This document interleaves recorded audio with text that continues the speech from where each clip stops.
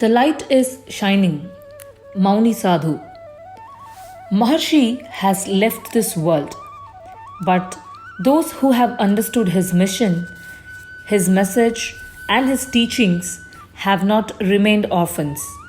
He still lives in their hearts, and his influence will increase as they advance towards truth. They do not mourn the departure of the beloved master and friend. The same light is still shining on his pupils scattered all over the world, for it is also the very core of their own being. When many years ago, one of his pupils said that he wanted to remain at any cost in the ashram, to be always in the physical vicinity of Bhagavan, Maharshi answered, "The spiritual being dwelling in you is the real Bhagavan. That is what you have to realize." Can there be any loftier spiritual conception? In discovering our own real self, we discover at the same time our beloved Master. And there is no other way. This self is all, and nothing exists beyond and apart from it. So, there's no use searching for anything else but the self. All else is illusion. In a quiet, peaceful corner of India, in the last resting place of the sage of Arunachala, every day the remaining disciples and devotees of the Master are gathering.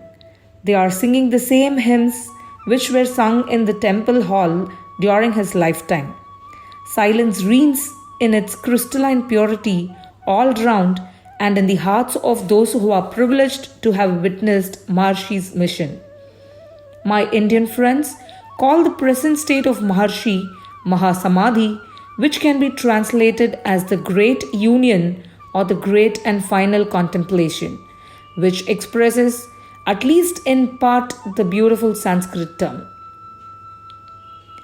In spite of the fact that a dense and heavy darkness still envelops mankind in this critical stage of this evolution, it is an undeniable fact that real spiritual beauty and greatness irresistibly attract many of us, and this is the best proof of the future possibilities hidden in all human beings.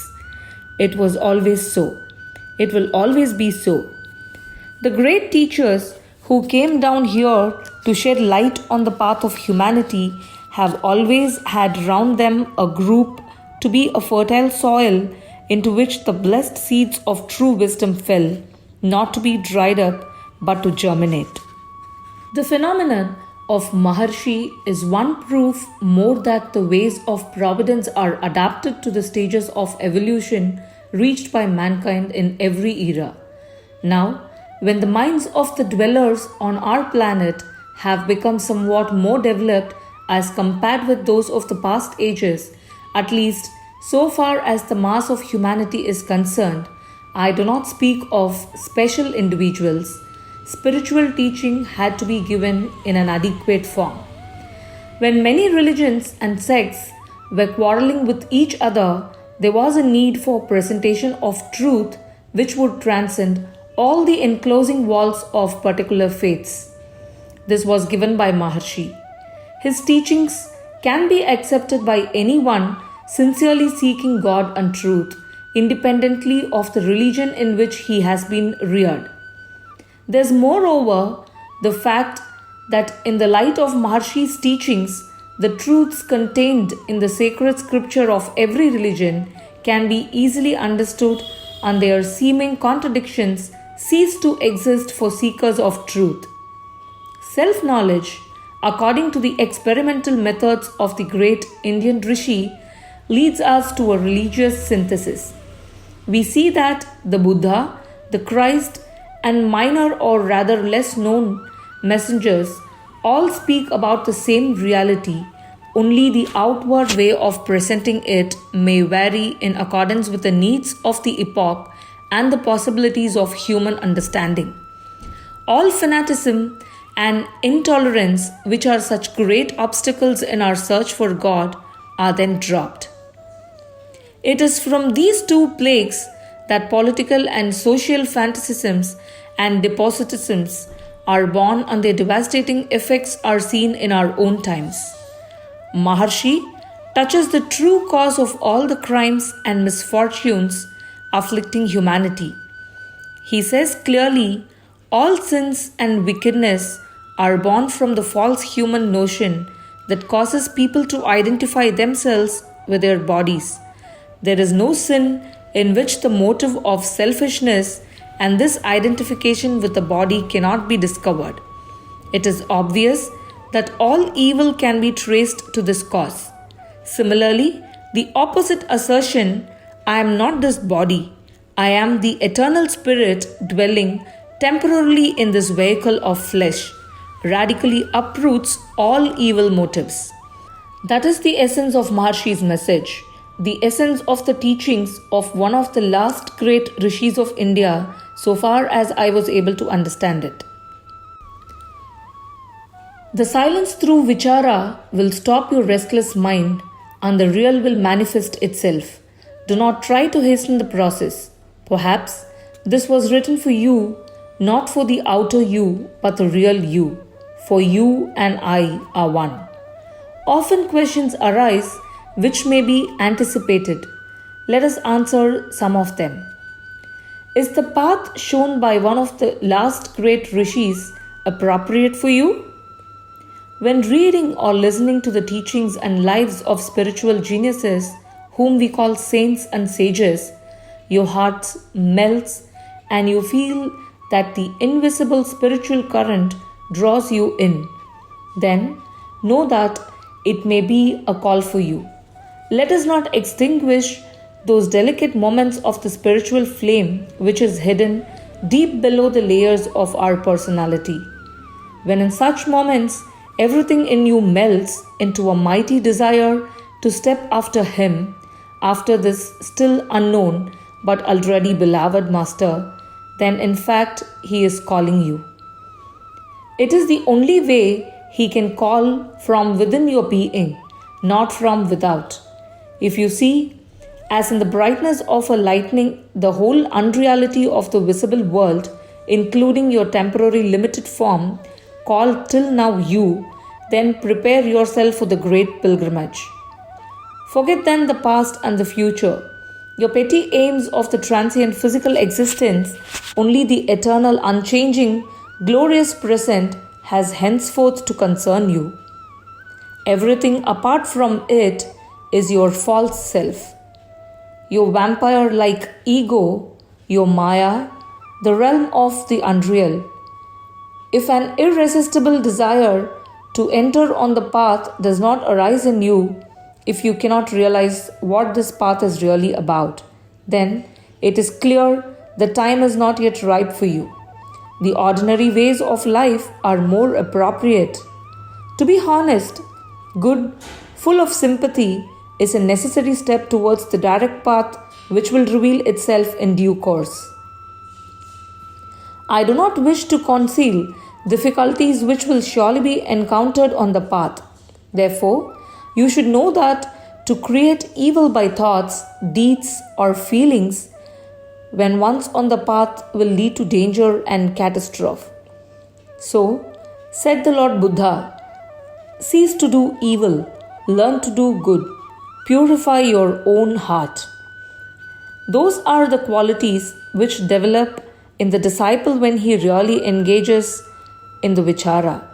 The vichara itself creates these virtues, that is logical.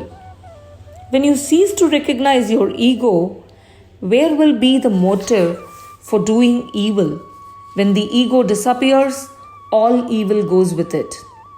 The fulfillment of the above three commandments produces a saint, and saintship is the first real step to liberation or self-realization. Do not doubt that statement.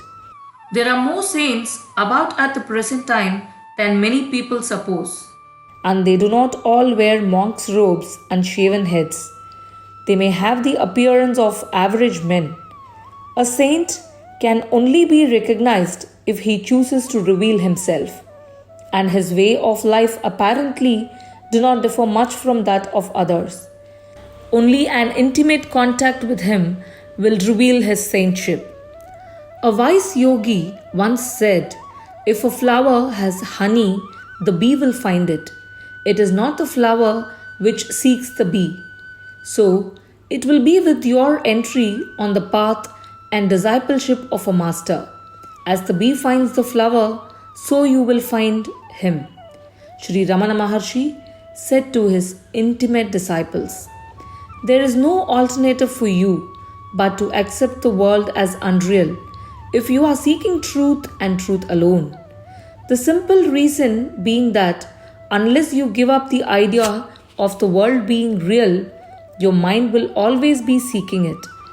If you take the illusion to be real, then you will never know the real itself, although it is the real alone that exists. This saying is of great importance to the seeker. How does a disciple realize that condition? It comes gradually but irresistibly as your vichara proceeds. Practically, you feel as if you were separated from your visible and physical form. Walking, speaking, and performing different activities, you begin to feel that you are beyond and above the acting form. It is a wonderful feeling of freedom and bliss. No doubts or fears exist. These moments in the beginning are rare.